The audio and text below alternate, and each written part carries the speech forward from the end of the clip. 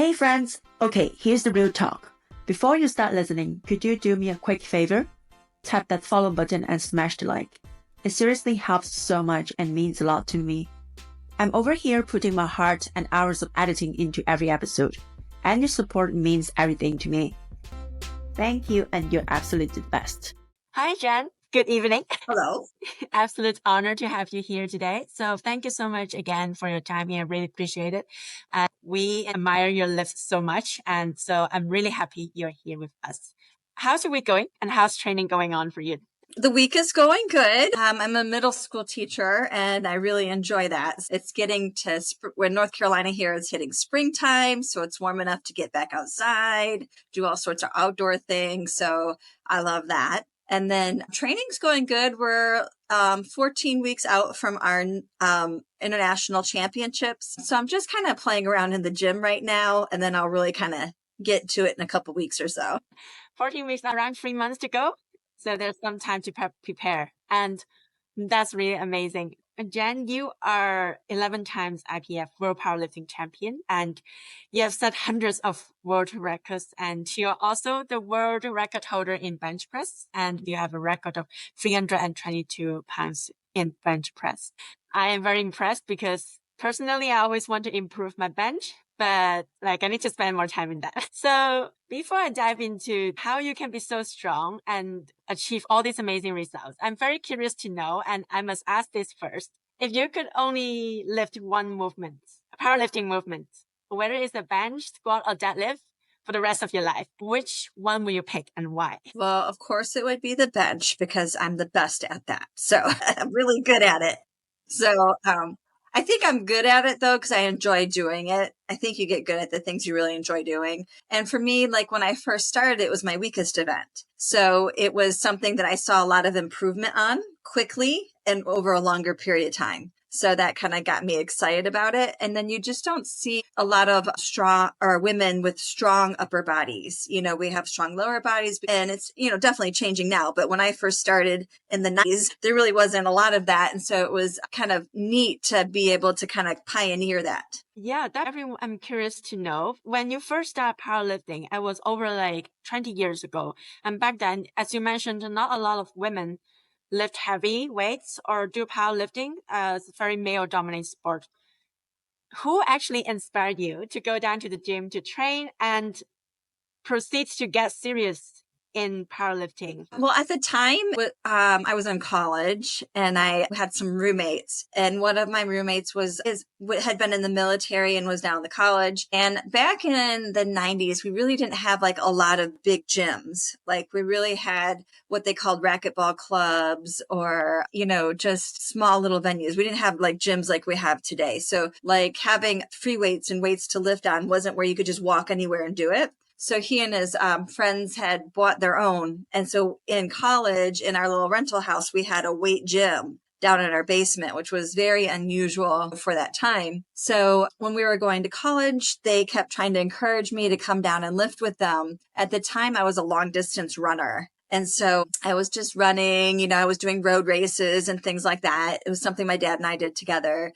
But I didn't really enjoy it all that much. And so eventually I was like, I'm going to go try this. And so they kind of took me under their wing and showed me how to do all the movements and how, showed me the workout programs. And I started lifting with all the guys, but we had no idea what powerlifting was. I think powerlifting came about in the 70s, but you have to remember back then, we didn't have the internet. There was no social media, so you just didn't know. It wasn't widely known, powerlifting. So I actually didn't even know it was a sport until I ended up marrying the guy that showed me how to weight train.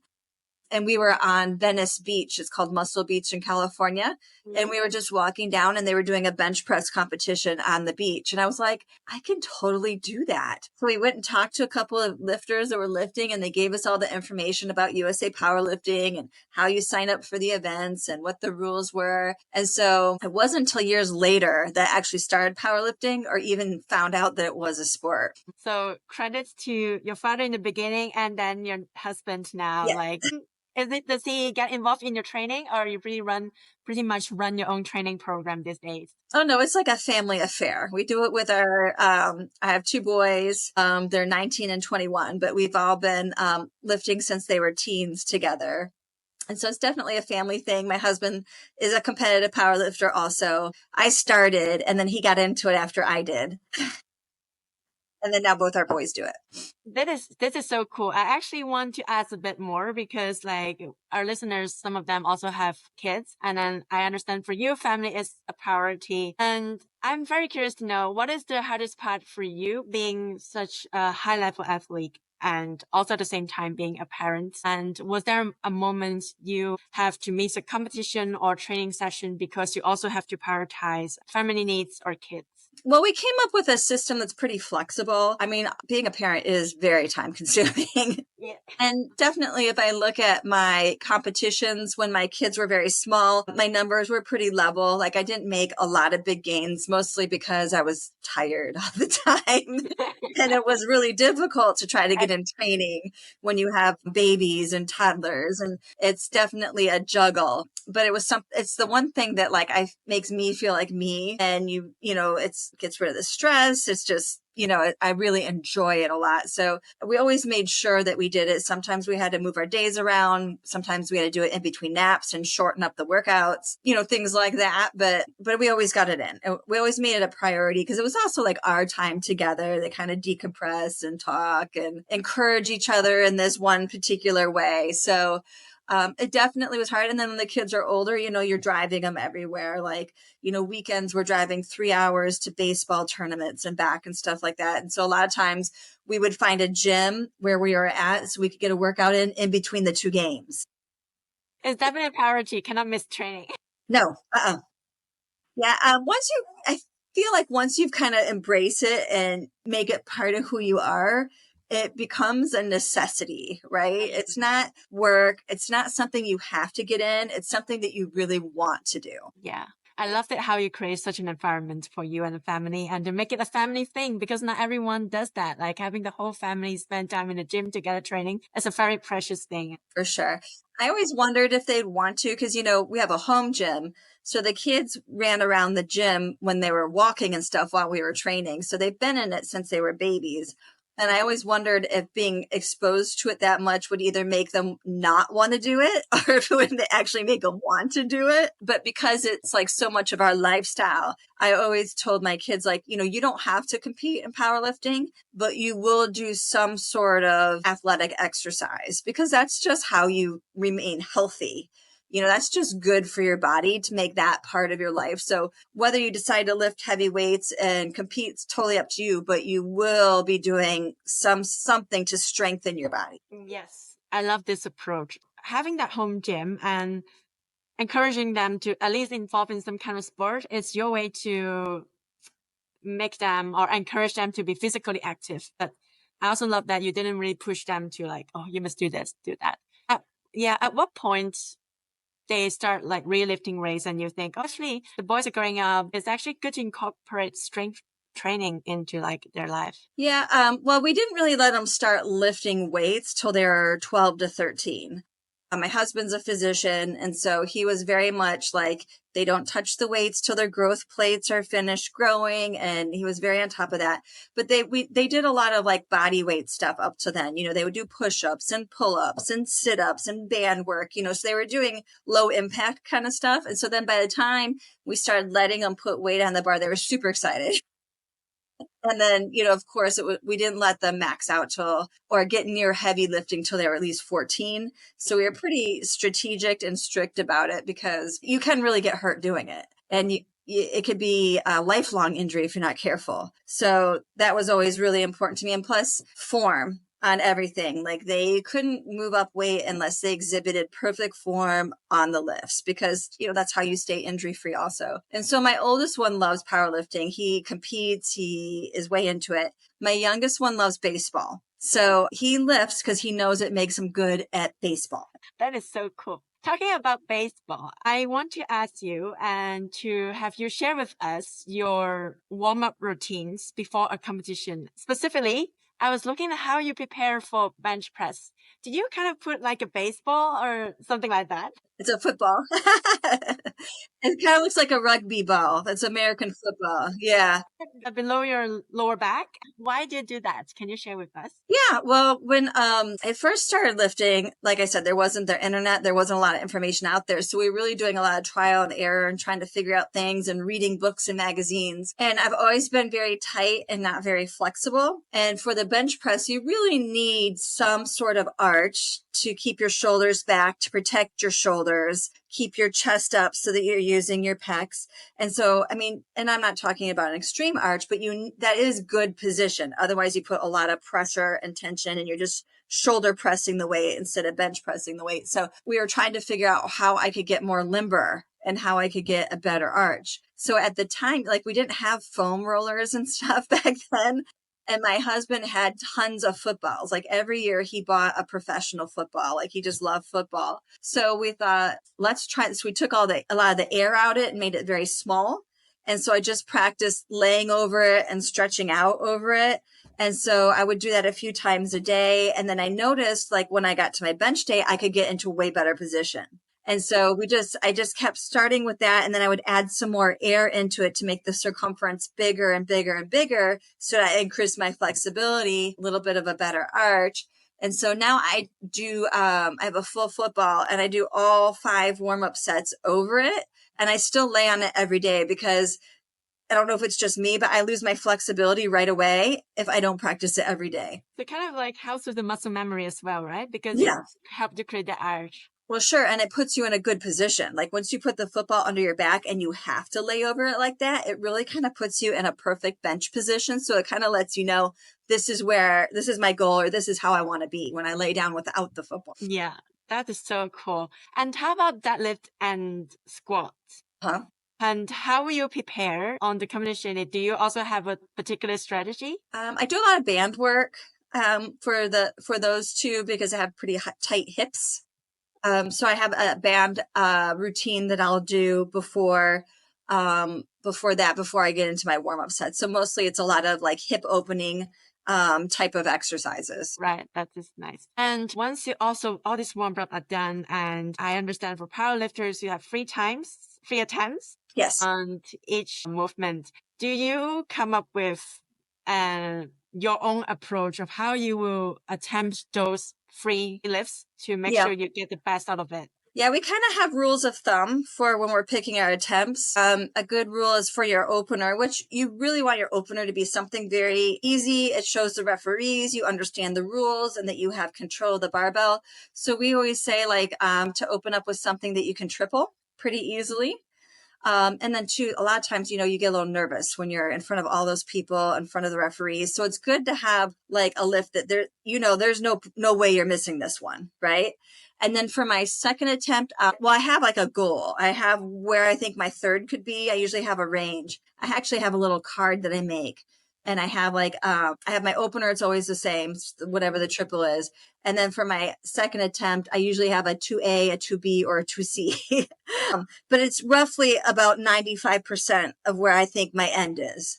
So, and that usually the second is like a good medium. It's not your max, but it's somewhere near it. And so a lot of times I'll use that to determine what I think I have left for the third. Right. Got it. Yeah. That's so inspiring, because you keep breaking records and records. So we'll take your words on how to lift our best lifts within the 3 times. So, athletes, most of the time they peak maybe at a certain age. And then when they start growing more mature, they start to decline and they might just choose a different life. And you continue breaking records. I'm just curious to know, nowadays, do you train differently comparing to you did in your 20s and 30s? I think some of it just is because I'm smarter. We have so much more information now, than we did then. So I think you always should be evolving, trying new things. We always assess, like at the end of each cycle, we look like where did we make gains? What went really well? What did we like? What didn't seem to really give us a lot of return? And so we're always tweaking our program. So I think on our program we have now, is like version 35, because every time we tweak it a little bit, we make a new version of it. And so there's some things that have stayed in there the whole time that work, but then there's a lot of things that we're changing as I've gotten older, especially with like squats and deadlifts. I do a lot less 1 rep maxes. I do more doubles and triples because I seem to be able to recover from that a lot easier than maxing out all the time. And I think too, just for my mental well-being, I do better if I know like my top ends here, but I don't put a finite number on it. Because the worst thing you can do is like go try a 1 rep max you think you got and then miss it. And then you go in competition and you're like, I missed this in practice. Am I going to get it here? You know, it's kind of mentally defeating. Yeah. So we found that works pretty good too. I do think like a lot of women in particular fall off because, you know, we're the ones that have the babies. We see a lot of athletes in their younger years, the juniors, and then there's, you know, the finishing the college, and life gets hard when you have to have your full-time job. And then maybe you find someone you want to spend the rest of your life with, and then you decide you want to add children to that. It's definitely hard. And then as a woman, if you're going to have the baby, that's 9 months, you know, and then there's the recovery after. And so I think a lot of times that's what wipes a lot of people out. So I just hope that like myself and there's some other athletes as well that are kind of hanging in there and, you know, that you can continue. And powerlifting is kind of, in weight training in general, is kind of neat in that you can stop and always come back. You know, it may take you a little while to get back to where you were, but you can get there for sure. And it's a neat sport in that you get stronger as you get older. You know, your 20s really shouldn't be your peak years, that you should be building your strength up, and then your 30s and 40s. I mean, if you look at a lot of the top world champions, a lot of them are in their 40s because that's when they're really hitting all those years of strength training are really paying off. Hard work pays off, and years of lifting. That is so cool. And of course, you continue to inspire us, like even lifting that stage, that's really important. So we hope more and more lifters, like you said, continue lifting, like, you know, even life happens, or like come back stronger. Is there one training habit you will stick by all these years that you think others have overlooked? Habits like in terms of making you so strong, like is there one golden rule? Like is there one thing that your you add in your training routine that you have all these years will never miss out? I think one of the things that we do, and this is really if you're looking at 1 rep max, you're trying to get your biggest 1 rep max, is we do the heavy holds. Those have been pivotal and I don't ever miss those. So with the bench press, we take out a heavy weight and you just hold it for 15 seconds. And then we do the same thing with the walkout for the squat. We don't really do it on deadlift, but we do a pretty high rack pull. So that could be pretty close to something like that. But you're really getting your body learning how to handle that weight and fire and get used to holding it. And I think that it makes a lot of the other work that you do feel lighter.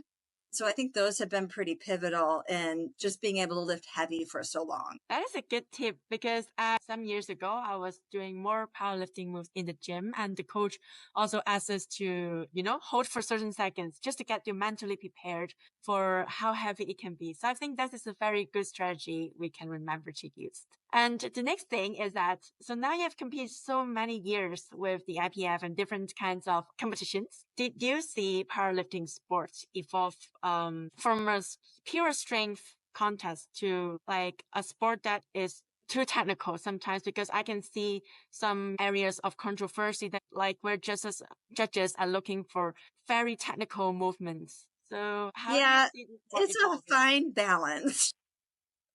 I definitely think overall we could loosen up on some of that. I think it would make it more pleasing to watch with people. At the same time, you want to keep the integrity of your sport also, right? So you don't want just craziness, like ugly lifts going on, you know? So it's a hard balance, I think. I think we see things changing some. But I think powerlifting's always been kind of a fractured sport with all the different federations and places to lift, and things change between the different federations and stuff. So I don't know that we'll ever see that change. We'll see. Yeah. And what are you currently working on now? And for you, what do you hope to see for yourself, like the next project? Well, I'm always working on my social media and my YouTube and things like that. I really enjoy doing that. And I love getting out information to people because I feel like when I first started, like it was a lot of trial and error and we did a lot of things wrong and we just didn't know. So I love being able to help people get stronger faster and kind of jump through all the mistakes that I made when I first started. So I really enjoy helping people find their strength. And so I try to put a lot of really good quality information out there for people. So that's always kind of a fun side project that I'm working on. I do a lot of fun things with my career. So I'm always working on different things with middle school and teaching. So I always have a couple things going on right there. Right now I wrote a grant and we got an aquaponics system going. I don't know if you know what that is, but it's raising fish and lettuce. Look it up. So it's kind of creating a circular society without waste. One of my passions is the environment. So I'm always kind of working on some different things with that too and giving back. I'm just curious to know that you teach. Well, I taught math for about 20 years. I taught algebra.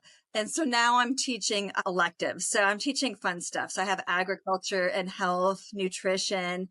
I'm doing a STEM class, doing some coding, computer coding and things like that. So I feel like I put my time in and now I can teach the fun stuff. Made a garden at our school. So now we have an outdoor garden that we're doing. It just is all like fun educational learning right now. So I'm really like loving it. That's so sweet. That is something I never heard of. And I hope more schools will implement that. That is so cool. Yeah, the kids love it. It's like you're learning without the learning. Like you don't even know you're doing it. They're just so you're doing engaged. something fun. And I know that you have a training app. Can you walk us through a bit more? So I started this training app, I think about 3 years ago. And I've like I say, I'm always tweaking it, right? I'm always adding more things in there. And I found like when I was working with athletes, I don't do one-on-one coaching, but I do seminars and I'll go and work with other people. And I found that a lot of people needed help with technique, but a lot of them just didn't understand how to put a program together that would get them strong. And I do think too, people can lift a lot more and work a lot harder than they realize. So a lot of it is getting people into realizing that they are capable of so much more than the limits they put on themselves. And my programs really push that. I get lots of compliments about like how the PRs people are making, the weights they're hitting, they never thought they could get there because a lot of it was they weren't doing enough overloading and they honestly weren't working hard enough. Like they didn't know that there was this other zone that they were able to push themselves into. So I have like a lot of different types of programs on there. They're all ones that I use, but I do have like a program I did with my boys when they were first starting. And then if you're a beginner lifter, I have hypertrophy if you're training for a competition. And then I'm starting to add some more just if you're not a power lifter, but you want to lift weights, type of programs in there. I just, added in one where, you're just looking to get toned and gain some strength. You're not necessarily looking to like lift some gigantic number because I feel like there's a need for all of that. And so it's pretty cool because I have a community, a Facebook community of 400. And so once you're in the app, you're in the community and people are always posting their lifts, asking questions, or celebrating their wins. And so it's just really good, feel good. And then the app, you're keeping track of everything. It's got videos for all the exercises. And then I love looking at the end of my training day. It'll show you like how many pounds you've lifted, how many sets, if you've hit PRs. I love data. So you get a lot of data in it. So that's been really neat. I've really enjoyed working with those on my app and then promoting it and just see the gains that people have made on it. It's just been, I'm not a real techie person, but it's something I'm really enjoying learning about how to do because I love to learn. That is so cool. Yeah, so that's really neat. So I've really enjoyed that. And I've actually made quite a few friends off my app that are in my community and at the competitions we'll meet up, we'll have dinner, it's just, I feel like, and I don't know if you feel this way, but I feel like powerlifting or people in the gym is just a different kind of people and they're just so nice and everyone's encouraging and wanting to see everyone do well. And it's probably one of the reasons I stayed in the sport for so long is the community is so amazing. Like it's positive. It's a positive community. And I just love that. It is definitely. I used to train in a gym that is all females actually. And I felt the difference is because sometimes we pair up in trainings and I see that girl lift heavier than me. I feel like I can do that. Or like we'll encourage each other, like her starting weight, for example, like a deadlift warm up. She will start off with over 100 kg, but we're similar strength. So I feel like if she can do that, I can do that.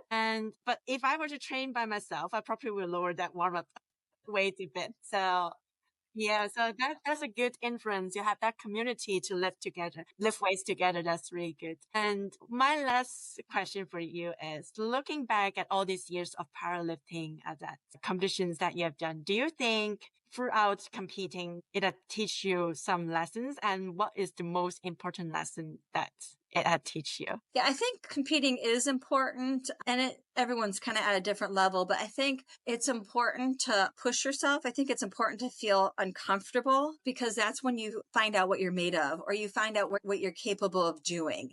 And it's not easy to compete. You have to wear that silly looking singlet in front of a bunch of people, and then you literally have 3 judges judging you, but I feel like you learn so much about yourself, and part of life is, and you're really not living unless you're getting yourself into uncomfortable situations that you have to overcome. Otherwise, you're just kind of not really living.